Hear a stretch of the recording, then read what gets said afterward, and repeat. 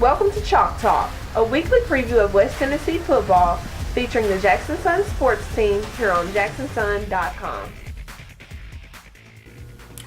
Hey y'all, this is Brandon Shields, the sports editor of the Jackson Sun, and Craig Thomas, the local college sports writer for the Jackson Sun.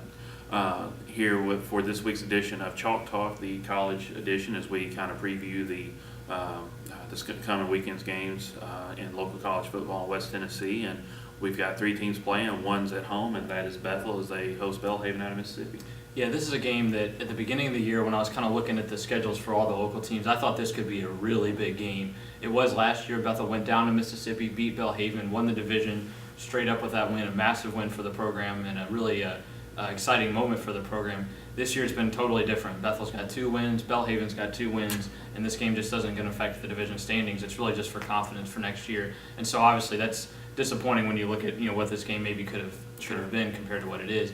But in that sense, Bethel still has something to play for, I think, for the future.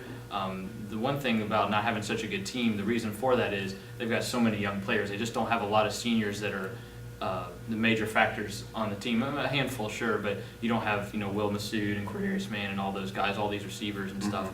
You got a very young team, particularly offensively. So I think that the idea of building confidence any way you can is important, and it might seem like 3-8 and 2-9 is a minor distinction, and it is. But to win that last game, I think can kind of give everybody a better sense that the first year of college football went a little bit better to at least end it on a good note. Sure. Especially if it's an impressive performance. A lot of these guys that are some of the most athletic players Bethel has, I think, are freshmen, and so they're really early in their college careers, and so I think any kind of confidence boost they can take is a positive one, and that's, I think, something that you kind of root for if you're a Bethel fan. You want to see as good a performance as you can and look toward better things in 2014.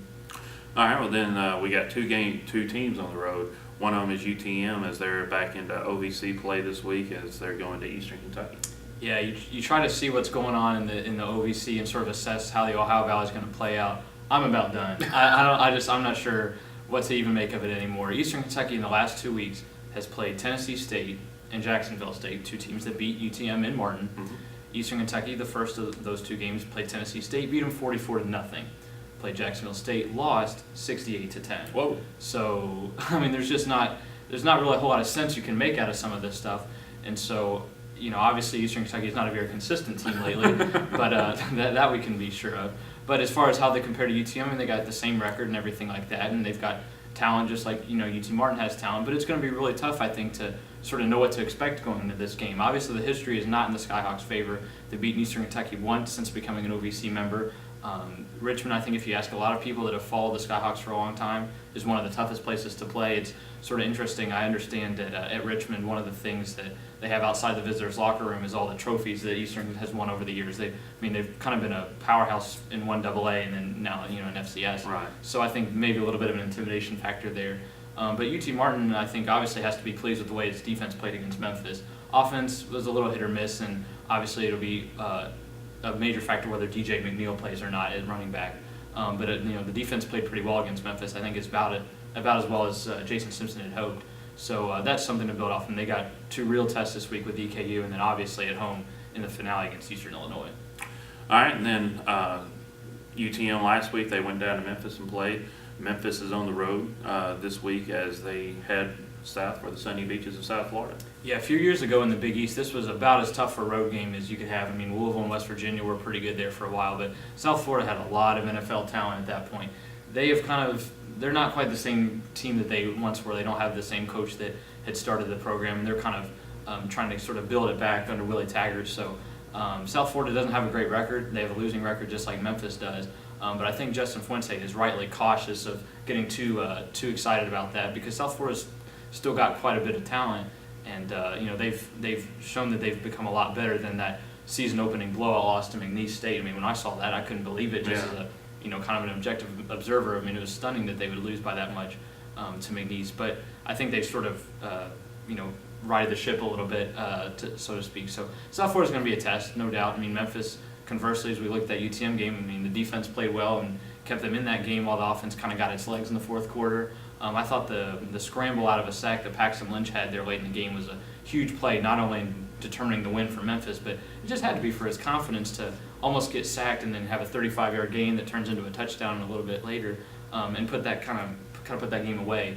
So this is another game where you're just obviously trying to see the progress Memphis can make, and hopefully, if you're a Tiger fan, they have a little stretch like they did last year at the end of the year where they get those wins. Going to be tougher given the tougher competition this time, but still something to root for sure. And they don't play this week. The regular season actually ended last week. But what's the situation with Lane and possible playoffs? Well, the situation is a little complicated. Last few years we really haven't had to deal with this because Lane hasn't had a winning season. This year they finished 6-4. They're ranked 10th in the regional NCAA Division II rankings, which basically puts them 10th in the South, if you want to think of it that way.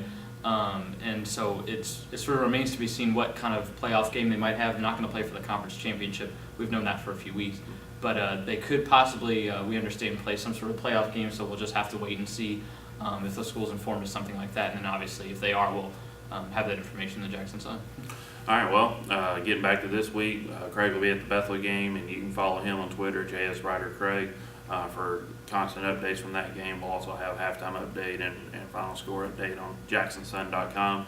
And as soon as they're available, we'll have updates from Memphis and UTM's games as well. Mm-hmm. So be sure to check jacksonsun.com for all that information and for information on Lane as it becomes available, as we continue to be your #1 source for West Tennessee sports news, not just with college, but high school and every day of the week, all year long.